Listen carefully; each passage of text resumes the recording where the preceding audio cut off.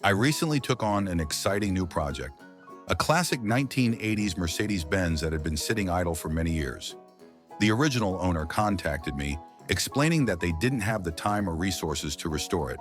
This car held significant sentimental value for them, as it was the first car they ever bought with their hard-earned money. Despite its deteriorated state, they couldn't bear to let it go until now. I was thrilled to give this vintage beauty a chance at a second life. Originally, this car was in full working order and was a source of great pride for its owner. However, the engine eventually failed, and the search for replacement parts proved fruitless. Over time, the car was left to sit untouched, and the details of what needed fixing faded from memory. When I finally saw it, the condition was a mix of promising and challenging. The engine bay was a chaotic mess, and the car's exterior showed the wear and tear of years of neglect. Some panels were damaged, and the floorboards were littered with debris. Inside, I found chewed-up materials under the seats, evidence that mice had turned the car into their home. Yet there were signs of hope. The dashboard and orange seats were surprisingly well preserved. The roof lining was intact, and all four wheel covers were still there. Even the glass and structure of the car showed no major damage. After a long negotiation with the owner, I purchased it for just over 12,000 yuan. Transporting it home was another challenge. I opted to hire a flatbed truck instead of using standard logistics, which cost an additional 4,000 yuan. While this added to the expense, it was worth it to ensure the car's safety. Once the car was home, I got to work immediately. The first task was to fix the flat tire. Without the original ignition key, I had to remove the ignition lock cylinder and have a new key made. While disassembling the interior, I made a surprising discovery: a massive mouse nest. It was filled with scraps of paper, bits of fabric, and other materials. Among the debris, I even found a photocopy of an ID card and some notes about old repairs. Cleaning out the nest took over an hour, as it was deeply embedded in the passenger side area. I was relieved to find that the mice hadn't caused significant damage to the wiring or other critical components. With the interior cleaned, I turned my attention to the engine. It was clear that the previous owner had partially disassembled it in an attempt to fix it. Unfortunately, the engine bay was a mess, with years of dirt, grease, and debris coating every surface. I had to clean everything thoroughly before I could begin inspecting the components.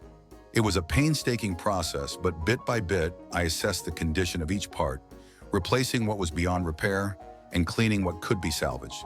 The fuel system was another major issue. The old fuel pump was corroded and no longer functional, so I replaced it with a new one, along with the fuel lines.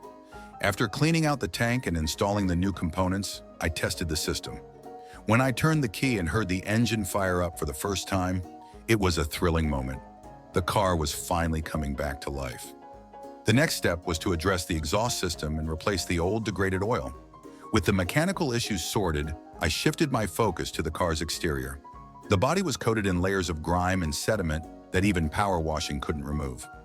Using a polishing machine, I painstakingly restored the paint to its former shine.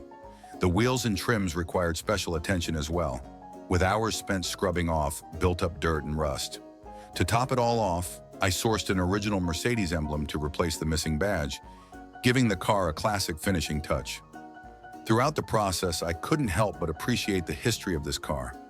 It's not just any Mercedes. It was produced domestically in China at Changchun's first automobile manufacturing plant, with fewer than 800 units ever made. This particular car, number 429, is a rare piece of automotive history. Knowing that I'm preserving something so unique makes the effort even more rewarding. By the end of the restoration, the car was transformed. The engine ran smoothly, the exterior gleamed, and the interior was cleaned and refreshed. There's still some work to be done, but the progress has been incredible. For me, restoring vintage cars is more than a hobby.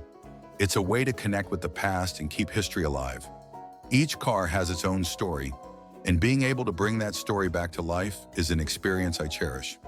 This old Mercedes has been one of my most challenging projects, but it's also been one of the most rewarding.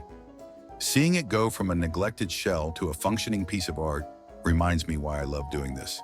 Thank you for following along on this journey, and I hope you'll stick around for the next adventure.